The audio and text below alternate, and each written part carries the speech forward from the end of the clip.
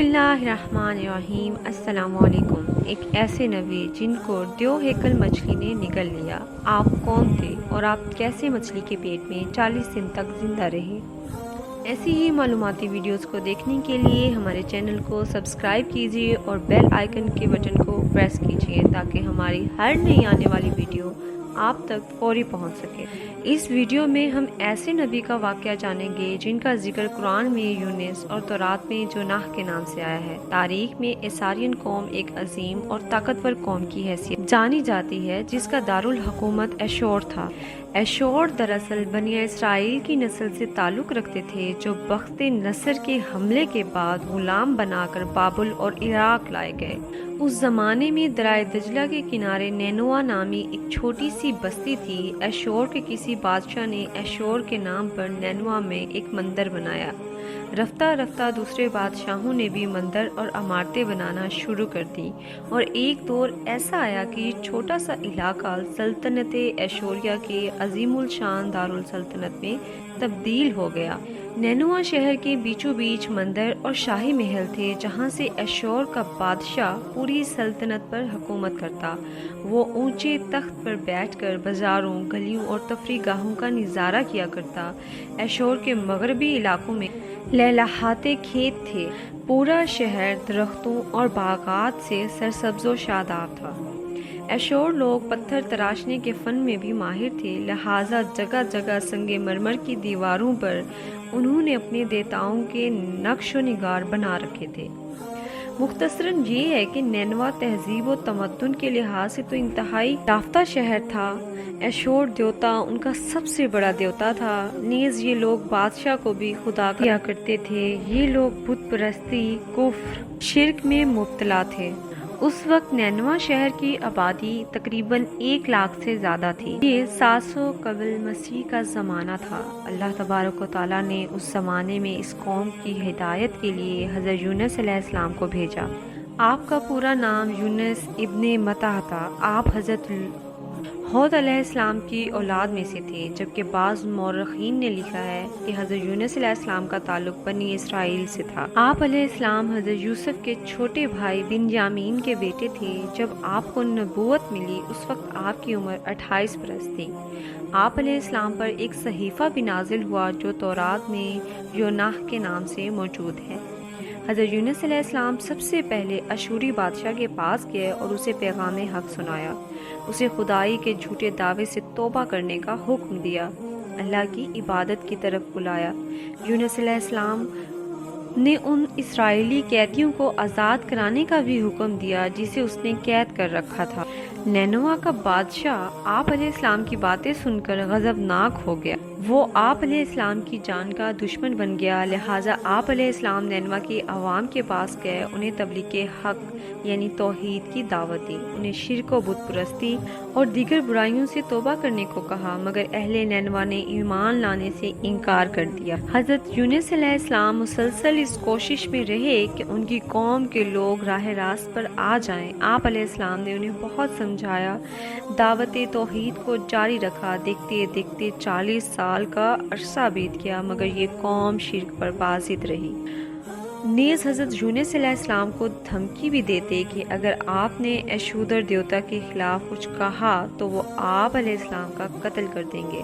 आखिरकार उनकी सरकशी और नाफरमानी को देखकर आप अपनी कौम से मायूस हो गए। अल्लाह ताला ने अपने नबी को मायूसी की हालत में देखकर हुक्म दिया कि लोगों को आगाह कर दो कि 3 दिन के अंदर अंदर उनके पास अजाब आने वाला है। लिहाजा आप अलैहिस्सलाम ने लोगों को आगाह कर दिया कि अगर तुम लोगों ने 3 के अंदर अंदर बुत परस्ती और शिर्क से तौबा ना की तो तुम पर अल्लाह का अजाब नासिल होगा और पूरा शहर तबाह व बर्बाद हो जाएगा। लोगों ने आप अलैहिस्सलाम का बहुत मजाक उड़ाया और कहा, हम तुम्हारे रब की तरफ से अजाब के मुंतज़िर रहेंगे। फिर एक इज्तिमा हुआ जिसमें लोगों ने तायीद की कि आपको कभी भी झूठ बोलते हुए नहीं देखा गया, लिहाजा उनकी बात को नज़रअंदाज नहीं किया जा सकता। مشورے میں یہ بھی طے ہوا کہ دیکھا جائے کہ اگر حضرت یونس رات کو بستی کے اندر اپنے ہی گھر میں مقیم رہتے ہیں تو سمجھ لو کچھ بھی واقع نہ ہوگا، اگر وہ یہاں سے کہیں اور چلے جاتے ہیں تو یقیناً وہ سچے ہیں۔ آپ علیہ السلام رات کو ہی اسی بستی سے نکل گئے۔ جیسے ہی صبح ہوئی، عذاب الہی کا ایک سیاہ دھواں بادل کی شکل میں بستی والوں کے سروں پر منڈلانے لگا۔ جیسے جیسے وہ سیاہ بادل قریب ہوتے گئے، ان کو یقین ہوتا گیا کہ اب وہ سب ہلاک ہونے والے ہیں۔ آپ علیہ السلام دراصل اپنی قوم سے ناراض ہو کر چلے گئے تھے، مگر ان کو وہاں سے چلنے کا حکم الہی نہیں تھا۔ وہ لوگوں کو عذاب کی خبر دینے کے بعد اپنا علاقہ چھوڑ گئے۔ آثار عذاب دیکھ کر لوگوں نے توبہ استغفار شروع کر دی تو اللہ نے انہیں معاف کر دیا۔ اللہ تعالیٰ کسی قوم پر اس وقت تک عذاب نازل نہیں کرتا جب تک اپنی حجت پوری نہیں کر لیتا۔ جبکہ حضرت یونس علیہ السلام اللہ تعالیٰ کی مقرر کردہ وقت سے پہلے اور ان کے حکم کے بغیر خود ہی وہاں سے ہجرت کر گئے، تو اللہ تبارک تعالیٰ کے انصاف نے اس قوم کو عذاب دینا گوارا نہ کیا اور انہیں معاف کر دیا۔ جب آپ علیہ السلام فرات کے کنارے پہنچے تو ایک کشتی کو مسافروں سے بھرا ہوا پایا۔ آپ علیہ السلام بھی اس کشتی میں سوار ہو گئے۔ کشتی نے لنگر اٹھا لیا۔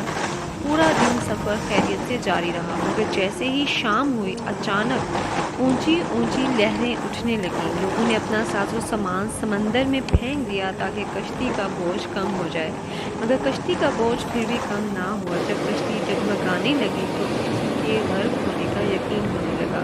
اہل کشتی نے اپنے عقیدے کے مطابق کہا، معلوم ہوتا ہے کہ اس کشتی میں کوئی غلام اپنے آقا سے بھاگا ہوا، جب تک اس غلام کو اس کشتی سے الگ نہ کیا جائے گا نجات مشکل ہے۔ اسلام نے جب سنا تو ان کو تنبیہ ہوا کہ اللہ کو میرا نینوا سے وحی کا انتظار کیے بغیر اس طرح چلے آنا پسند نہ آیا اور یہ میری آزمائش کے آثار ہیں۔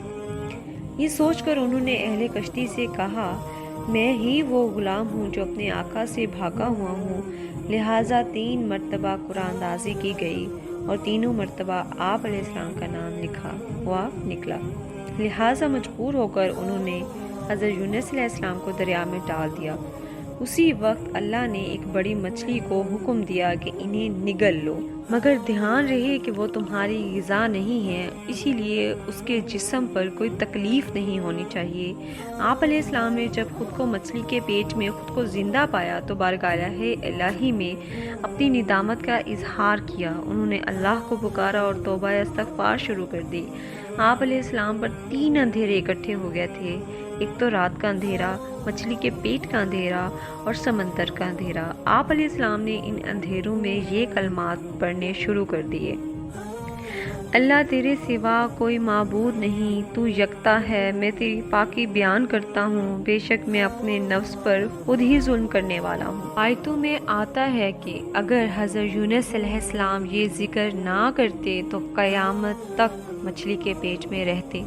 ہمارے پیارے نبی حضرت محمد صلی اللہ علیہ وآلہ وسلم نے فرمایا کہ جب آپ علیہ السلام یہ دعا کی تو یہ کلمات عرش کے گرد گھومنے لگے۔ فرشتے کہنے لگے، یہ تو بہت دور دراز سے کوئی آواز آ رہی ہے، مگر کان جیسے اس آواز سے آشنا ضرور ہے، مگر آواز بہت ہی کمزور ہے۔ اللہ تبارک و تعالیٰ نے جب اپنے بندے کی درد بھری آواز کو سنا تو فرمایا، کیا تم اس آواز کو نہیں پہچانتے؟ فرشتوں نے کہا، نہیں۔ تو اللہ نے فرمایا، یہ میرے بندے یونس کی آواز ہے۔ تو فرشتے کہنے لگے، کیا یہ وہی یونس ہے جس کے پاک عمل قبول شدہ ہر روز آپ کی طرف چڑھتے تھے؟ اے اللہ، مصیبت کے وقت ان پر رحم فرما۔ تو اللہ نے حکم دیا مچھلی کو کہ وہ آپ کو بغیر کسی تکلیف کے سمندر کے کنارے اگل دے۔ روایتوں میں آتا ہے کہ آپ علیہ السلام تقریباً 40 دن تک اس مچھلی کے پیٹ میں رہے۔ مچھلی کے پیٹ کے اندر رہنے کی وجہ سے آپ کا جسم ایسا ہو گیا تھا جیسے کہ پرندے کا پیدا شدہ بچہ، جس کا جسم بہت نرم اور جسم پر بال تک نہیں ہوتے ہیں۔ غرض آپ علیہ السلام بہت ہی کمزور اور ناتواں حالت میں خشکی پر ڈال دیے گئے۔ اللہ کے فضل سے خشکی پر ایک بیل دار درخت اگ آیا۔ روایتوں میں ہے کہ وہ کدو کی بیل تھی جس نے آپ علیہ السلام پر سایہ کر دیا۔ اس کے علاوہ اللہ کے حکم سے ایک جنگلی بکری بھی ادھر آ گئی۔ जो सुबह शाम चारा खाकर पेट भरती और आप अलैहिस्सलाम को दूध पिलाती। यहाँ तक कि आप अलैहिस्सलाम तंदुरुस्त हो गए। आप अलैहिस्सलाम दरख्त के उस साए में झोंपड़ी बनाकर रहने लगे। आप अलैहिस्सलाम की कौम उन्हें तलाश करते हुए एक दिन साहिल के किनारे पहुँच गई और आप अलैहिस्सलाम को देखकर पहचान लिया। उन्होंने आप अलैहिस्सलाम की बैत की और सलाम कबूल कर लिया। अल्लाह से तौबा इस्तगफार करके अपने गुनाहों की माफ़ी मांगने लगे। आप अलैहिस्सलाम ज़्यादा नैनवा जाने के इसरार पर नैनवा चले गए और वहीं रहकर अपनी कौम की रहनुमाई फरमाई। आप अलैहिस्सलाम की सारी ज़िंदगी नैनवा में ही गुजरी और आप अलैहिस्सलाम का इंतकाल भी उसी सरजमीन में हुआ। इस किस्से से ये सबक मिलता है कि किसी भी हालत में अल्लाह की रहमत से मायूस नहीं होना चाहिए, ना ही हिदायत के मामले में अपनी ज़ात को भरोसा करना चाहिए। हिदायत तो बस अल्लाह ही की तरफ से है, हमारे ज़िम्मे बस पैगाम हक़ पहुंचाना है। अगर आपको हमारी मेहनत पसंद आए तो हमारे वीडियो को लाइक कीजिए, शेयर कीजिए और कमेंट्स भी कीजिए। जज़ाकल्लाहु खैरा।